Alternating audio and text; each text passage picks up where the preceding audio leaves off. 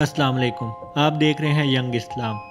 एक ज़माना था जब कार्टून सिर्फ बच्चों को एंटरटेन करने के लिए बनाए जाते थे।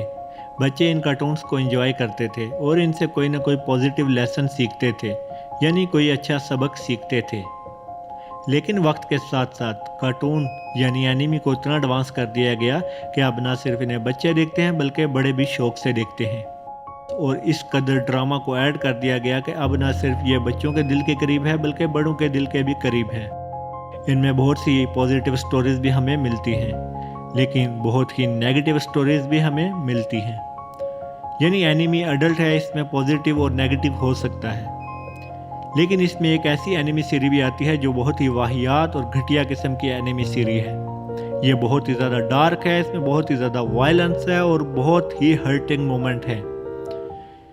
ये एनिमी सीरीज जिसका नाम द फैमिली गाय है, ये बहुत ही वायलेंस और डार्क स्टोरीज पे बनी हुई एनिमी सीरीज है। अगर ये एनिमी सीरीज कोई भी रिलीजन इंसान देखे तो वो अपने घर का टीवी भी तोड़ सकता है।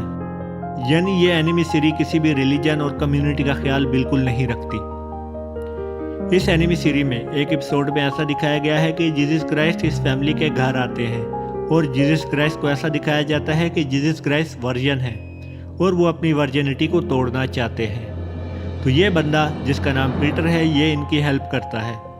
जब इन्हें कोई लड़की नहीं मिलती तो ये अपनी बीवी जीसस क्राइस्ट को पेश करता है।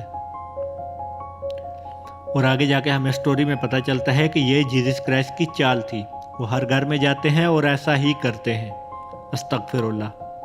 जीसस क्राइस्ट वाहिद एक ऐसे पर्सन है जो सिर्फ एक कम्युनिटी के साथ नहीं बल्कि दो कम्युनिटी के साथ जुड़े हुए हैं।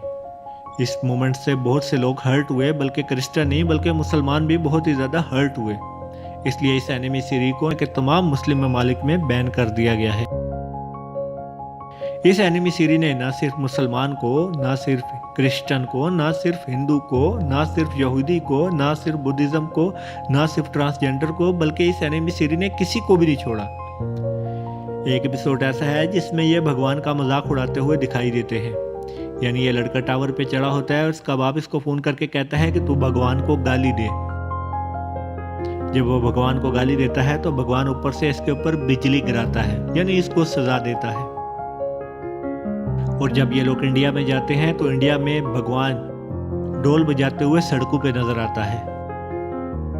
और इंडिया को इतना ही गंदा और घटिया और इतना पॉपुलेशन वाला और इतना गरीब मुल्क दिखाया गया है कि आप सोच भी नहीं सकते। इसलिए इस एनिमी सीरीज को इंडिया में भी बैन कर दिया गया है। और एक एपिसोड ऐसा है जिसमें मुसलमानों को खुलेआम बेइज्जती की गई है। ऐसा शो किया गया है कि मुसलमान टेररिस्ट है। ये पीटर मुसलमान बनने के लिए एक मुसलमान ग्रुप के पास जाता है और ये कहता है कि मैं कन्वर्ट होना चाहता हूँ। जब वो इसे कन्वर्ट कर देते हैं तो फिर उनका अगला प्लान होता है कि हमने शहर के अलग अलग जगह पे बम ब्लास्ट करने हैं। जब इसे ये पता चलता है तो ये अपना इरादा बदल लेता है। यानी हिंदू, क्रिश्चियंस, मुसलमान, ये तमाम को इन लोगों ने क्लियरली इस एनिमी सीरीज में टारगेट किया है। इसलिए हमें ये देखना चाहिए कि हमारे बच्चे जो कार्टून देख रहे हैं वो उनके लिए ठीक है भी कि नहीं, कहीं वो हमारे बच्चों को नेगेटिव मैसेज तो नहीं दे रहे। ये वीडियो बनाने का बस मेरा इतना ही मकसद है, जो वालिदैन अपने बच्चों के हाथों में मोबाइल दे देते हैं और उन्हें कार्टून लगा के छोड़ देते हैं, बस वो इतना ही जानते हैं कि ये कार्टून है। उन्हें ये नहीं पता होता कि ये बच्चों के लिए ठीक है कि नहीं। इसलिए हमें चाहिए कि हम पहले खुद तहकीक करें और फिर बच्चों को दिखाएं।